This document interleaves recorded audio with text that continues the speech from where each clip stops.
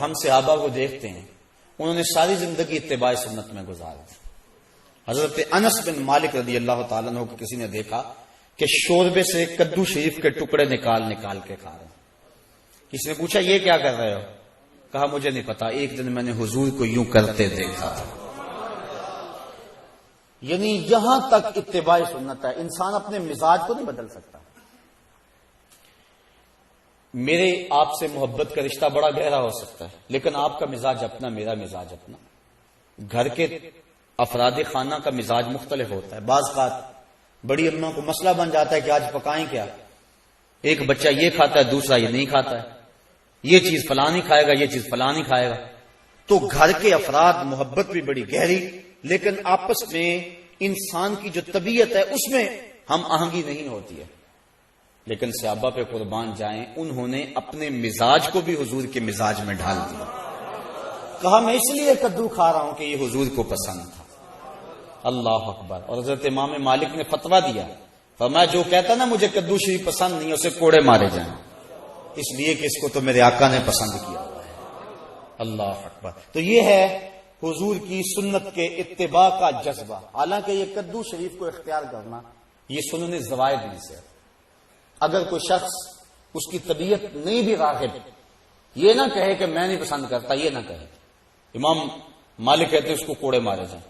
لیکن اگر فرض کرو کوئی نہیں کھاتا، کئی قسم کے کھانے پڑے ہوئے اس کے سامنے، کدو شریف بھی موجود ہے، وہ نہیں کھاتا، نفی بھی نہیں کرتا، نہیں بھی کھاتا، شریعت اس پہ کوئی قدغن نہیں لگاتی۔ کیوں؟ اس لیے کہ یہ سنن خدا سے نہیں ہے، یہ سنن زوائد سے ہے۔ لیکن صحابہ نے سنن زوائد کا بھی انتظام رکھا، تو سنن خدا کا عالم کیا ہوگا؟ اور آج جس معاشرے میں ہم جی رہے ہیں، یہاں سنت کی تو پرواہ نہیں کی جاتی، سنت کیا فرضوں کی پرواہ نہیں کی جاتی۔ کیسا ماحول اور کیسے حالات آ گئے، اور ہمارے اوپر جو طرح طرح کی نحوستیں اور عذاب نازل ہو رہے ہیں، اس کی ایک اہم وجہ یہ ہے اور لازمی یہ وجہ ہے کہ ہم نے حضور کی سنت سے رخ پھیر لیا ہوا ہے۔ اور حضور علیہ السلام کی سنت سے منہ پھیرنا یقیناً اللہ کے محبوب کی ناراضگی کا باعث ہے۔ امام قرطبی نے ایک روایت نقل کی ہے، آ جا کے سہارا تو یہ ہے نا کہ حضور شفاعت کریں گے، لیکن حضور فرماتے ہیں جس نے میری سنت سے منہ موڑا کل قیامت کے دن میں اس کی شفاعت نہیں کروں گا۔ یہی تو ایک سہارا ہے، اور اگر حضور نے بھی شفاعت نہ کی تو بتاؤ کہ ہمارا آسرا کیا رہ جائے گا۔ تو صاحبو، سنت پر عمل یہ ایک مومن کا شعار ہے اور مومن کا مزاج ہے۔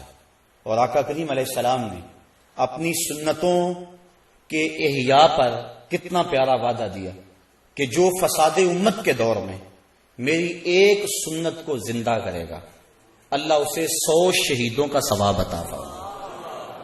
ایک شہید کا درجہ تھوڑا نہیں ہے، اس کے خون کا قطرہ زمین پر گرنے سے قبل اس کے سارے گناہ معاف کر دیے جاتے ہیں۔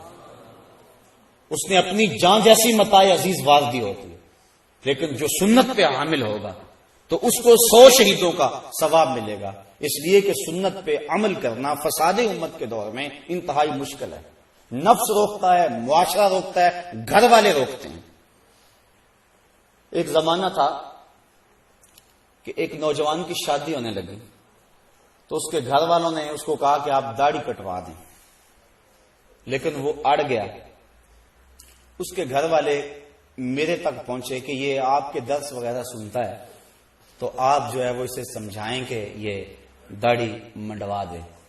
میں نے کہا اس میں کیا حرج ہے داڑھی میں؟ تو کہنے لگا کہ وہ اس کا بھائی بھی کہنے لگا یہ میرے سے چھوٹا ہے، لیکن داڑھی کی وجہ سے مجھ سے بڑا نظر آتا ہے۔ میں نے کہا یہی تو حضور کی سنت کا کمال ہے کہ سنت چھوٹوں کو بھی بڑا بنا دیتی۔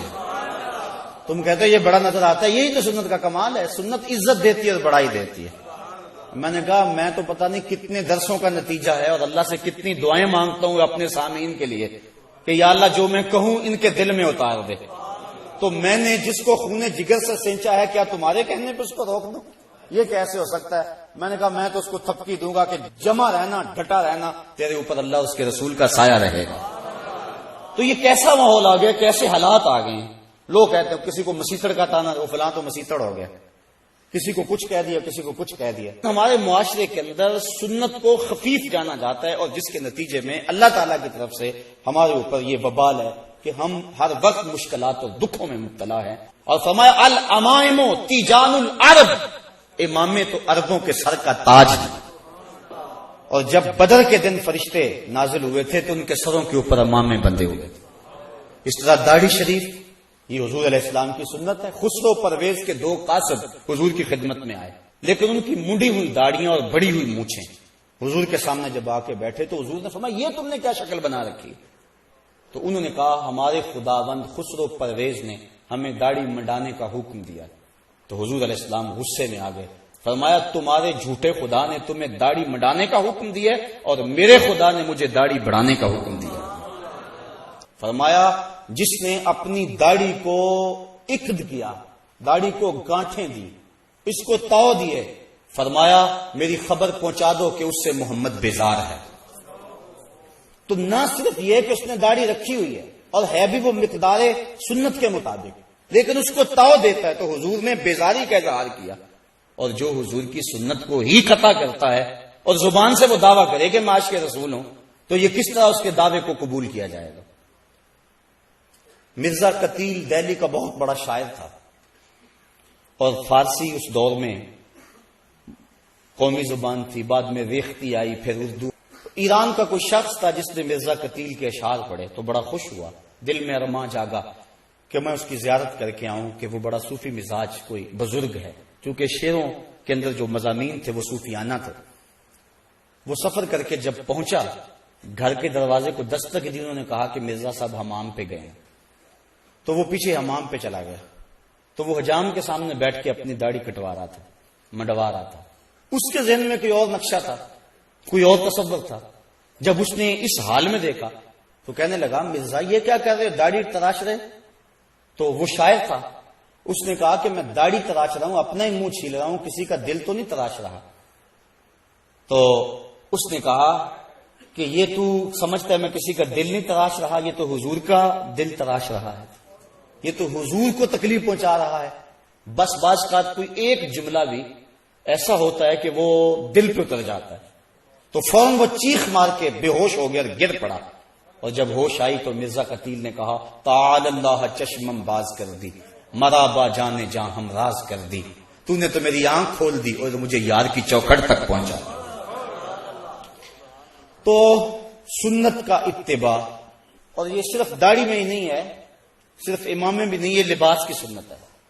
اس کے علاوہ حضور کا جو عمل زندگی ہے، ساری زندگی حضور علیہ السلام نے کسی کو تکلیف نہیں پہنچائی، دکھ نہیں دیا کسی کو، غریبوں، بیواؤں اور یتیموں کی مدد کرتے تھے، اور بوڑھی عورتوں کا سامان اٹھا کر کے حضور جہاں وہ کہتی وہاں اتار آیا کرتے تھے، وہاں رکھ آیا کرتے تھے۔ یہ سارے حضور کے طریقے ہیں، اور ان طریقوں کو اپنانے والا حضور کا محبوب ہوتا ہے۔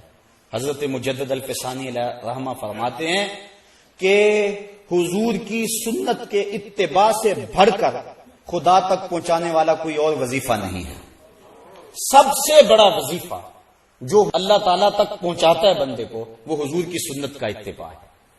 اس لیے حضرت خواجہ بزرگ شاہ نقشبند بخاری علیہ رحمہ آپ فرماتے ہیں کہ ہمارا کام سنت کا احیاء کرنا ہے اور شریعت کو رواج دینا ہے۔